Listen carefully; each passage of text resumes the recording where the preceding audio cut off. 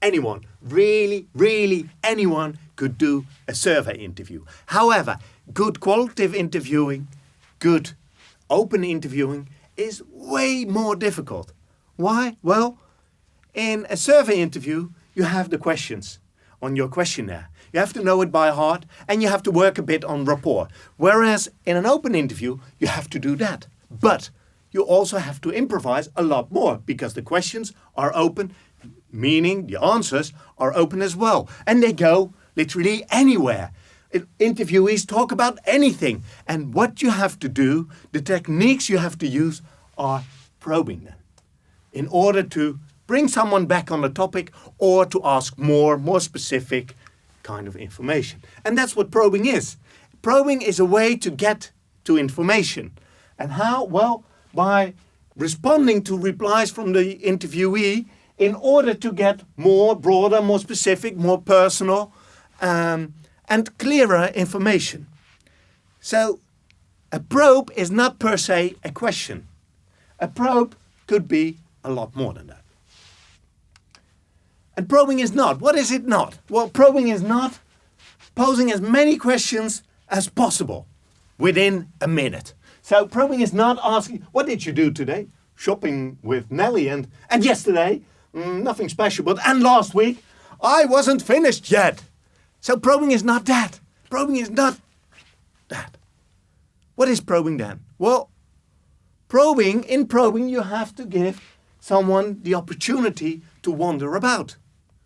And this type of research, this type of interview, the walking interview or the go-along interview is very popular recently. Why? Because it's one way of giving someone the opportunity to talk freely, to walk around, to dance a little bit and to talk freely.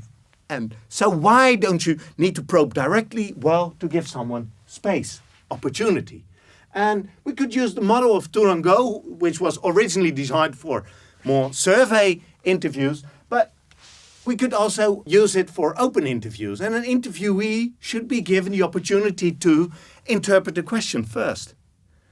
As an interviewer, you pose the question and the interviewee has to think. What does this mean? What is this question? And then has to look for the answer. And often I visualize it as if you have to look in different drawers in order to find the answer. So process the demand. Is it something from the heart, from the brain, from my past? What is it? What does the interviewer want, is an interviewee thinking. And then judge the answer. Do I really want to tell this? Isn't this too private or too weird or something? Or is this really what was meant? So you have to judge as an interviewee, you have to judge the answer. And then in the end you have to formulate an answer. And all this could go wrong. Anywhere things could go wrong. So as an interviewer, you should give the space and possibility to an interviewee to do this, to take these steps. Very often a distinction is made between two types of probes. Directive and non-directive probing. And this is an important distinction. For directive probing, you give the interviewee direction. I want you to talk more about this very specific element. And very often you do this because the information is incomplete.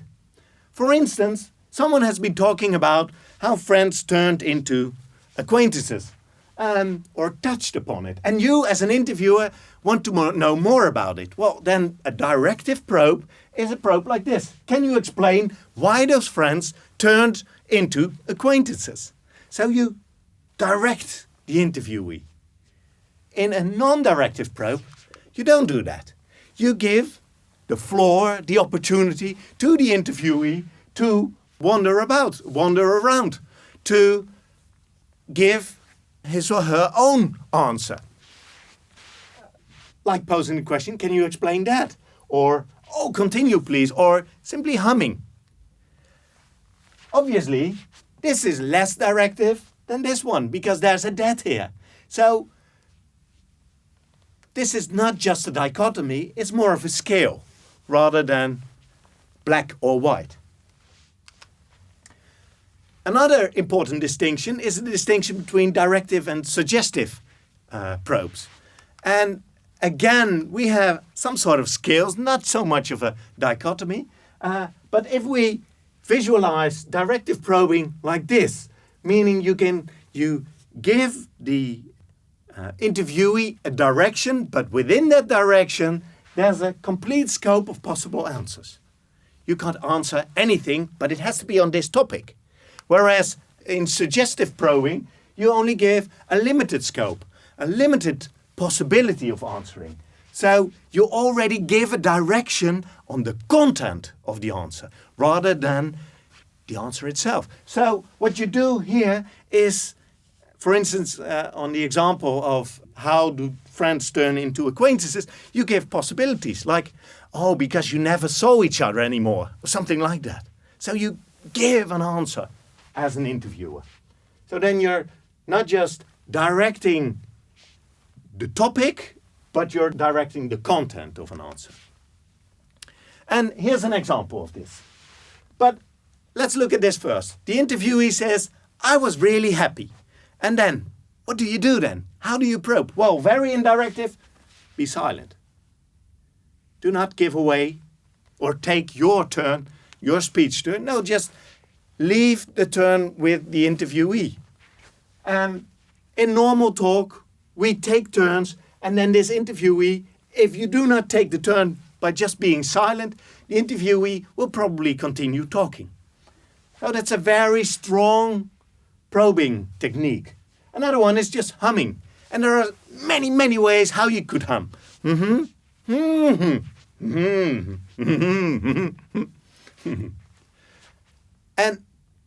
there are slightly different meanings to those. So you see, it's very non-directive, minimal probe, but at the same time, you could use it pretty directive.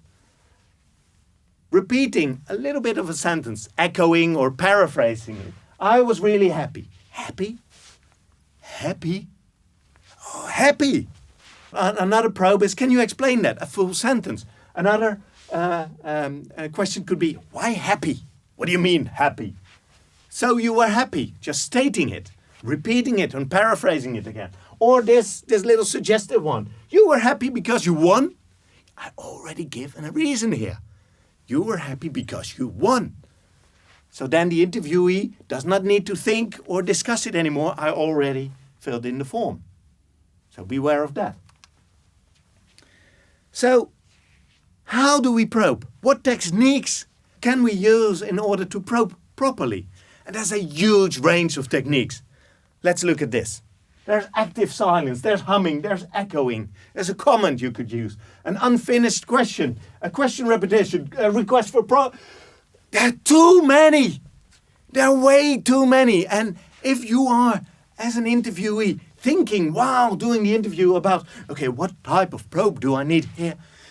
You lose the battle. You lose the game. So let's help you a bit. Because this is all getting wiggly when you do an interview. So help you a bit and let's color them in order to make some distinction. And here we see the red ones are more minimal probes. The gray ones here are requests. Requests for elaboration, specification, request for a contrast. Difference between an acquaintance and a friend. That's a request for a contrast. Request for an example.